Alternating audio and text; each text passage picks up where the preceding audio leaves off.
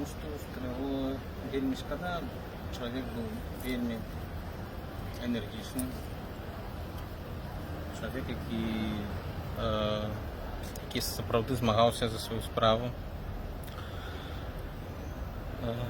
які быў вялікім шчырым патрыётам Беларусі, вялікім шчырым патрыётам сваёй айчыны. Чалавек, які шанаваў памяць аб нашых великих повстанцев. Ему, сярод іншага, ему і ў наших размовах, што ему і Ізраіль спадабаўся, і падтрымліваў. Быў такі чалавек такіх нацыянальных поглядаў. І менавіта за арганізацыю таго, што адбывалася, то, што ён быў арганізатарам гэтых пратэстаў себя на радзіме, яго і павязалі. І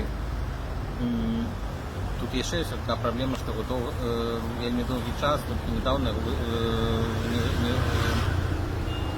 за некалькі месяцаў да смерці яго вызналі палітвязнем, яго праваабарончай арганізацыі, так гэтага, на жаль, яго не вызнавалі.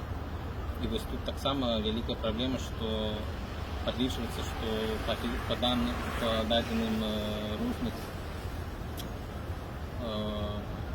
праваабарончых арганізацый ёсць 300-400 палітвязняў, на самой справе значна больш, больш за 1000.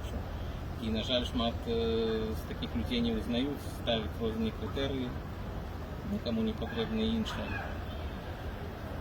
Вельмі шкада. Зараз пытанне, што з ім сталася, ці сапраўды яго сэрца не вытрымала, ці яго забілі. Ну,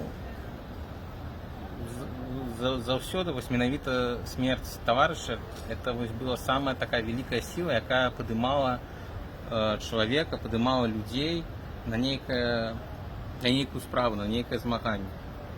Што там словы, ідэі, там это ўсё вельмі высокая, а смерть таварыша, она стаіць, яна вельмі блізка да нас, і мы ведаем з гісторыі, што яна падымала людзей, якіх уже не было ні сіл, ніякіх ні надзей, давала нейкі другі подых на тое, каб змагацца.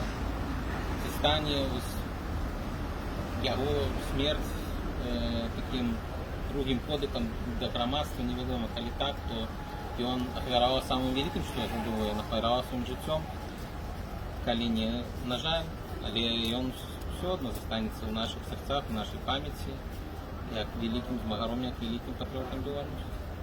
Што сказаць?